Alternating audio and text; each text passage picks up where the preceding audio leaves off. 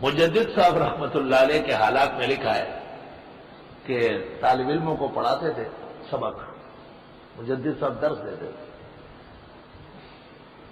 بہت اچھے عالم ہیں، مدرس عالم ہیں، تو طالب علموں کو کہتے تھے اچھا بھائی ایسے کرو، دیگ میں پانی ڈالو، صرف پانی ڈال دیے، کہ اوپر سے لیپ دو، آگ لگاؤ، طالب سبق پڑھ رہا ہے، 12-1 بجے سبق بند ہو جاتا نا، تو حضرت فرماتے ہیں بسم اللہ پڑھ کر اور ڈھکن کھولو، ڈھکن جو کھول دیا تو پلاؤ تیار ہے، اتنا زبردست گوشت، خوشبو آ رہی ہے۔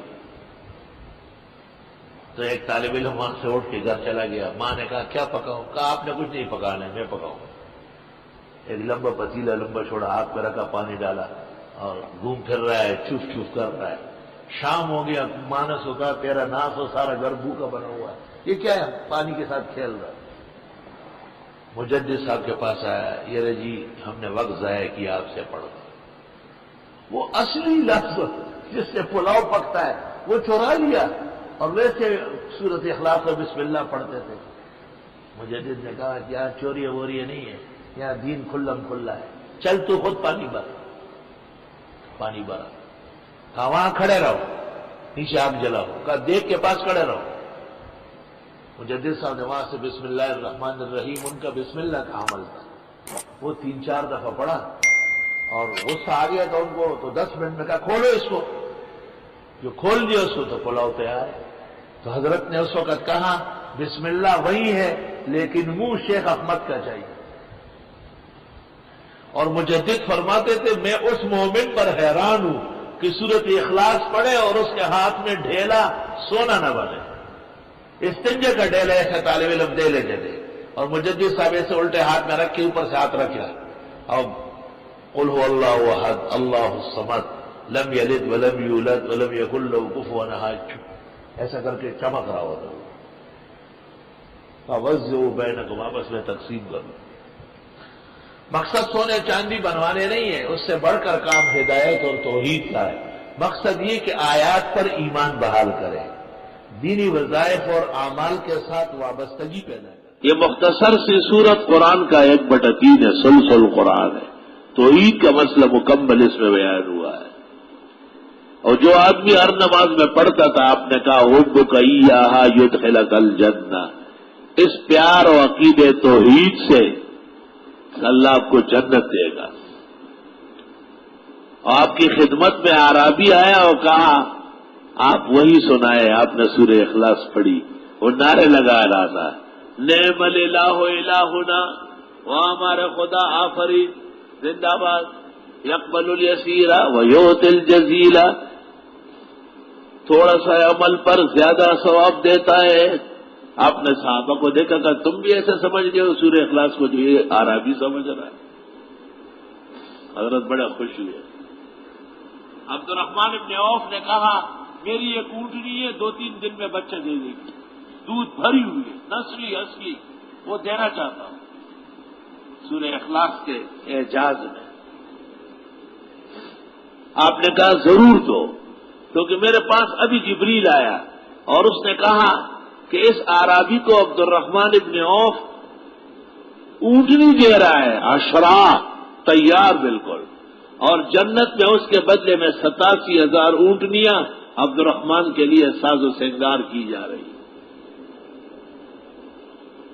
اعرابی اونٹنی لے کے باہر نکلا، ہر صحابی راستے میں کھڑے اونٹ لے کے، بابا لے جا، بابا لے کے جا، آپ کے لیے 1,000 اونٹ جمع ہوئے ہیں۔ اس نے کیا کہا تھا میرے خدا فرید تھوڑے پہ کتنا دیتے ہیں؟ ایک ہی سورت کی تفسیر پر اللہ تعالیٰ نے 1,000 اونٹ دے دیا اس کو۔ اشارہ ہے کہ اللہ تفسیر والوں کو بڑی نعمت عطا فرمائے۔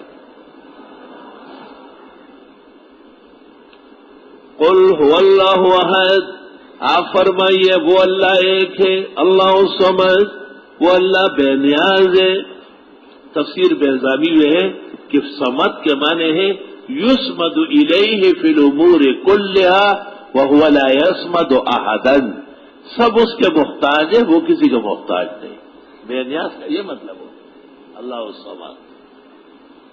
یسمد الیہ فی الامور کلہا وہو لا یسمد احدا، سب اس کے محتاج ہے، وہ کسی کا محتاج نہیں.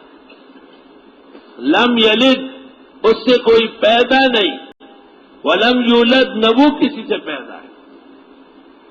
بھئی یہ نظریہ تو خراب رہا ہے نا کہ خدا کی اولاد ہے عزیر، عیسیٰ، ملائک، تو اس کو پہلے رد کیا. لیکن یہ نظریہ نہیں ہے کہ رب العزت کسی سے پیدا ہے، یہ حاصل بنتا ہے، اس کو بعد میں ذکر کیا. وَلَمْ يَكُنْ لَهُ كُفُوًا أَحَدٌ، اور نہیں ہے اس کے زور کا کوئی بھی. خدایا ہم معافی مانگتے ہیں، طاقت کا سرچشمہ صرف آپ ہے. اللہ اکبر، اللہ اکبر، وَلِلَّهِ الْحَمْدُ.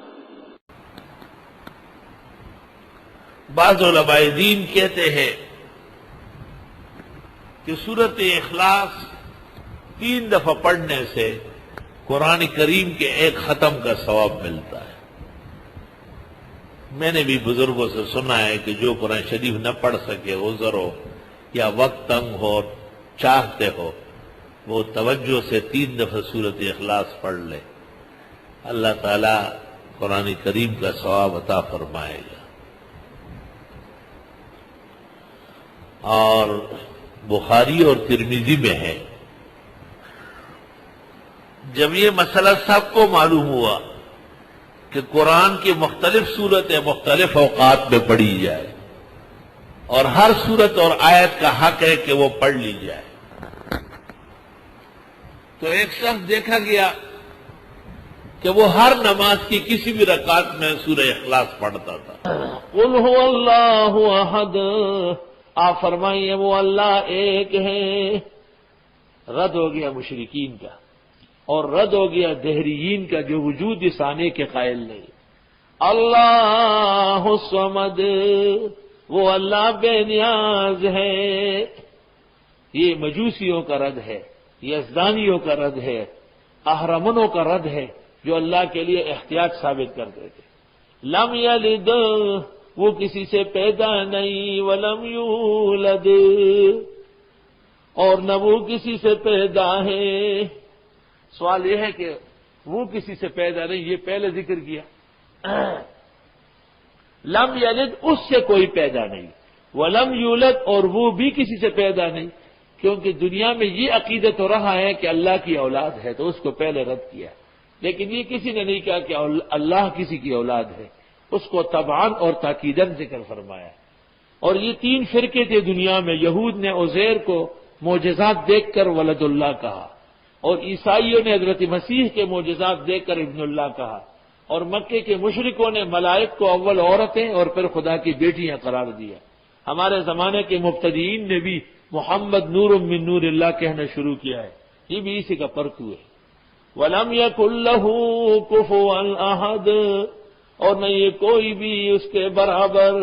کفو ثانی، کفو برابر، کفو سیال، نہیں ہے کوئی بھی اس کے شان اور طاقت کا، اس کی قوت اور ہمت کا کوئی نہیں. وَلَمْ يَكُنْ لَهُ كُفُوًا. ہماری فقہ میں ایک باب ہے کتاب الاولیاء والاکفاء، کہ نکاح کے اندر برابری اور مساوات کا بھی خیال رکھا جائے. اللہ کے برابر کوئی نہیں، نہ طاقت اس کی طرح کسی کی ہے، نہ الوہیت ہے. چونکہ یہ صورت تمام کے تمام مراحل توحید پر مشتمل ہے. اس واسطے جب حضرت صلی اللہ علیہ وسلم نے فرمایا کہ کوئی شخص صورت بار بار نہ پڑھے، جتنا یاد ہو سب پڑھے. ایک شخص دیکھا گیا جو ہمیشہ سورت اخلاص پڑھتا تھا. آپ نے اس سے پوچھا تو انہوں نے کہا کہ اس صورت میں اللہ کی توحید بیان ہوئی، میری خواہش ہے کہ میری ہر نماز میں یہ ہو. تو آپ نے اجازت دے دی. حبک ایہا یدخلک الجنہ، اس صورت کی یہ محبت تجھے جنت پہنچا دے گی. اللہ اکبر، اللہ اکبر، لا الہ الا اللہ واللہ اکبر، اللہ اکبر وللہ الحمد. خود حضرت صلی اللہ علیہ وسلم بکثرت پڑھتے تھے. مغرب کی 2 سنتوں میں کافرون اخلاص، فجر کی 2 سنتوں میں کافرون اخلاص، وتروں کے 30 رکعات میں صبح سبح اسم ربک الاعلی پہلی، کافرون دوسری، اخلاص تیسری. بیشتر مقامات پہ سورت اخلاص. اولیاء اللہ کے نزدیک تو نفلوں کی ہر رکعت میں سورت اخلاص پڑھی جاتی ہے. شاید اس وجہ سے جن لوگوں کو قرآن مجید یاد نہیں تو بزرگوں کی طرف سے ان کو صرف سورت اخلاص یاد کرائی جاتی ہے. روح المعانی میں آلوسی بغدادی نے اس روایت پر کلام کیا ہے جس میں ہے کہ انہا تعدل ثلث القرآن، اور فرمایا ہے کہ اگر کوئی سورت اخلاص 3 مرتبہ پڑھ لے تو اس کو ثواب ملے گا قرآن کا. قرآن نہیں پڑھا ہے اس نے. جیسے کوئی اشراق کی 2 رکعت پڑھ لے تو اس کو حج عمرے کا ثواب ملے گا.